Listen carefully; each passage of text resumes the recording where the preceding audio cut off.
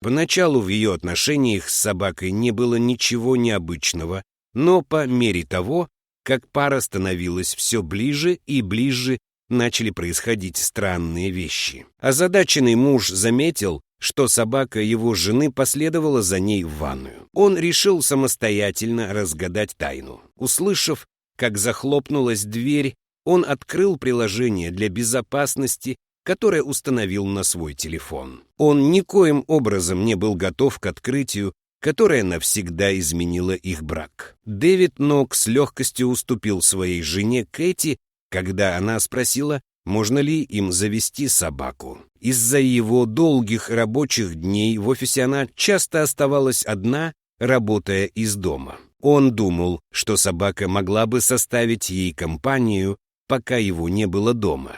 29-летняя пара поженилась совсем недавно и еще не была готова стать родителями, но в их доме в Атланте, штат Джорджия, было немного пустовато, и домашнее животное могло бы заполнить это пространство. Кэти назвала своего нового друга Бейли. Это была годовалая австралийская овчарка, и они сразу же нашли общий язык. Он был преданным и умным, и они быстро нашли общий язык. Дэвид был счастлив, что у Кэти есть кто-то, кто может побыть с ней, пока он работает допоздна, и его радовало ее восхищение. Но он почувствовал себя неуютно, когда понял, что его жена никогда не расстается со своей новой собакой. Он подумал, не ревнует ли он ее к собаке. Дэвид, консультант по бухгалтерскому учету, был трудолюбивым работником, готовым работать столько часов, сколько необходимо,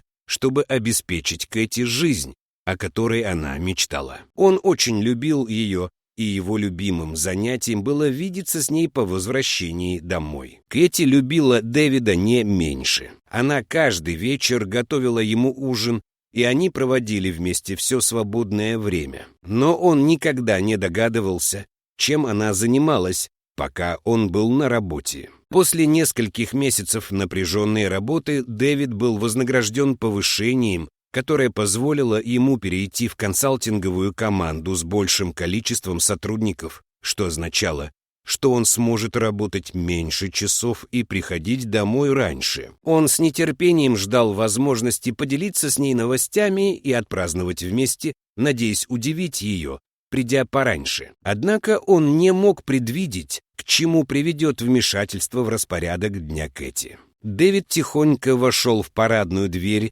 надеясь застать Кэти врасплох. Хотелось надеяться, что Бейли не разрушила его планы, выбежав ему навстречу. Но, похоже, дома никого не было. Так где же она была тогда? Дэвид услышал шум воды в душе. Он расслабился, ругая себя за то, что забыл заглянуть в ванную. Она не исчезла, она просто принимала душ. Однако, когда он приблизился к ванной, он услышал голос. Это была Кэти, но он не мог разобрать слов из-за шума душа. С кем бы она могла разговаривать? Он подошел поближе, чтобы снова прислушаться, но услышал только плеск воды. Когда он подождал, пока все прекратится, то крикнул «Милая, я дома». В ответ раздался внезапный треск, а затем что-то похожее на вой. «Ты в порядке?» Он спросил. «Да, я буду через минуту», — слабым голосом отозвалась она.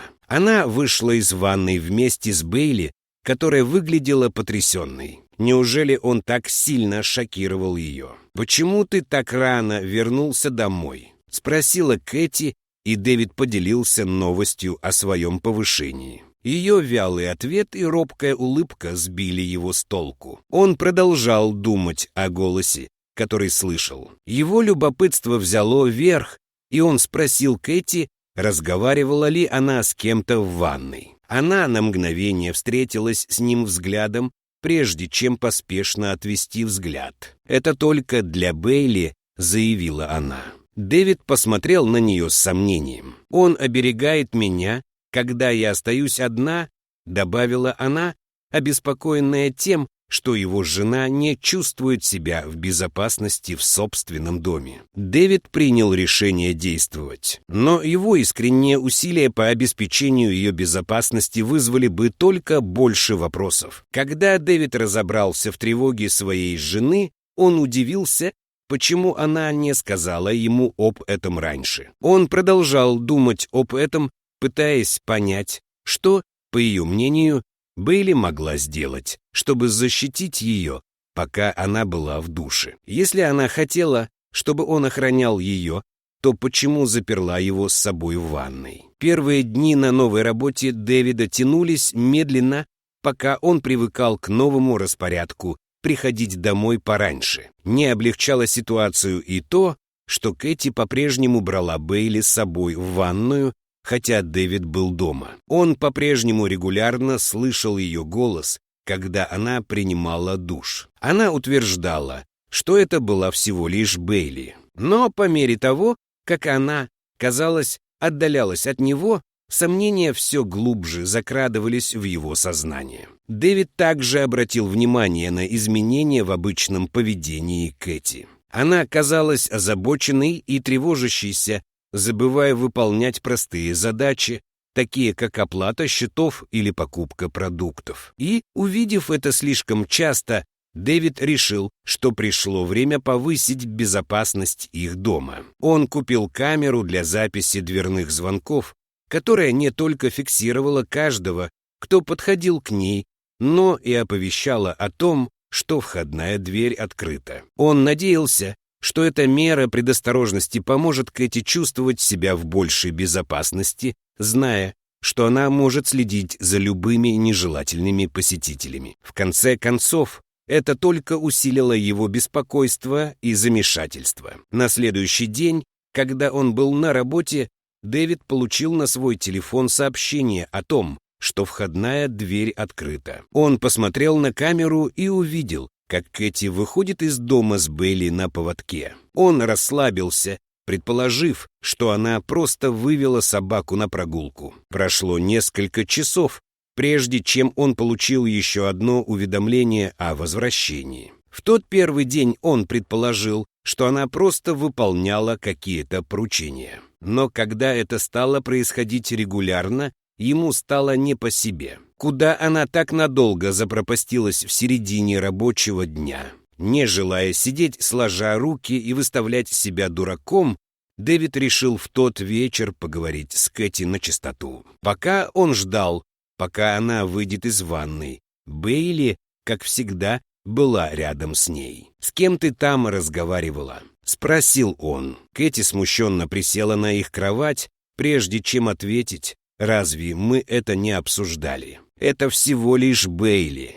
В ее тоне нарастало раздражение. Дэвиду ее оборонительная позиция показалась подозрительной, и именно тогда он понял, что молчание его жены было вызвано не избеганием, а ее растущим гневом. «А, теперь ты за мной следишь», — выпалила она в его сторону. Дэвид не мог поверить, что именно на него кричали, в то время как она вела себя подозрительно. Дэвид выбежал из спальни, его чувства были задеты. Боль подтолкнула его к тому, чтобы выяснить раз и навсегда, что она прятала в ванной. Но верны ли его подозрения? Дэвид спал на диване в ту ночь и на следующее утро ушел на работу, не сказав жене ни слова. Но пока он сидел на совещаниях, размышляя о чем-то своем, у него возник план. По дороге домой он зашел в магазин средств безопасности и купил небольшую камеру наблюдения,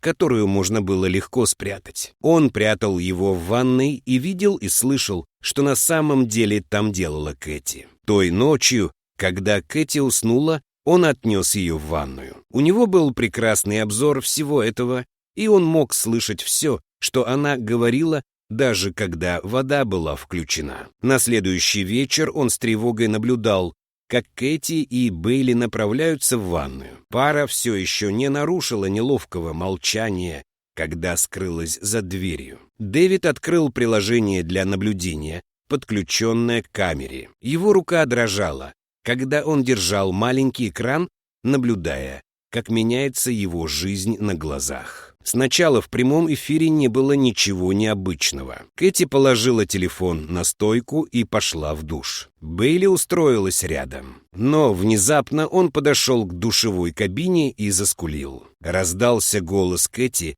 полотенце, Бейли, и умная собака принесла ей полотенце. Дэвид наблюдал, как его жена села на пол рядом с душем, а Бейли взяла что-то со стойки как раз туда, куда Кэти положила свой телефон. Она собиралась кого-то позвать. Он был застигнут врасплох, когда узнал предмет. Это был оранжевый пузырек с таблетками. «Хороший мальчик, Бейли, можешь принести мне воды?» Верный пес послушно выполнил ее команду. Дэвид наблюдал, как Бейли лежала у ног Кэти, пока она принимала таблетку, ее тело было напряжено. Он осознал тревогу, которую приписал ее страхам за свою безопасность. Он понял, что она говорила правду, но Бейли принесла ей совсем другую безопасность. Теперь Дэвид понял, что его подозрения были совершенно ложными. Его переполняло чувство вины из-за того, что он подозревал ее в неверности, в то время как она явно страдала от чего-то в одиночестве. Но его ревность быстро переросла в беспокойство за жену, и чувство вины отошло на второй план. Она была нездорова. Это было серьезно. Почему она скрывала это от него? Обеспокоенный муж с нетерпением ждал, когда Кэти выйдет из ванной. Дэвид подскочил, чтобы поддержать пошатнувшуюся жену. Он знал, что она поймет, что он о чем-то догадался. Она знала его лучше, чем кто-либо другой, но он по-прежнему знал только часть всей истории. Он осторожно подвел ее к кровати, где они сели рядом, держась за руки. Он терпеливо ждал, когда она что-нибудь скажет. «У меня хроническое заболевание», — призналась она. «Бейли — моя служебная собака. Он обеспечивает мою безопасность. Именно поэтому он всегда со мной». Дэвид глубоко вздохнул. Он ревновал к животному, которое активно помогало его жене. «Это называется синдромом пастуральной ортостатической тахикардии», — продолжила Кэти. «У меня как будто учащается сердцебиение, когда я перехожу из положения сидя или лежа в положение стоя, или если я слишком долго стою. Тогда я могу упасть в обморок. Бейли может определить, когда у меня учащается сердцебиение». Она рассказала, что ее длительные отлучки из дома обычно были связаны с посещением врача или иногда с дополнительной тренировкой служебной собаки с Бейли. Она скрывала это от Дэвида, потому что не хотела, чтобы он волновался, пока он так много работает. Чувство вины и беспокойство Дэвида затмили весь гнев, который он испытывал по отношению к ней. Он пообещал ей, что она для него важнее всего и что он всегда будет рядом, чтобы поддержать ее. Он сократил свое рабочее время и посещал с ней каждый прием у врача, изучая ее состояние, чтобы распознать все признаки и симптомы. Он стал лучше понимать роль Бейли, и между ними быстро установилась связь, основанная на их любви к Кэти. Дэвид был благодарен за то, что у его жены был Бейли, когда он не мог быть рядом с ней, и, казалось, пес всегда получал дополнительное угощение, когда Дэвид возвращался домой.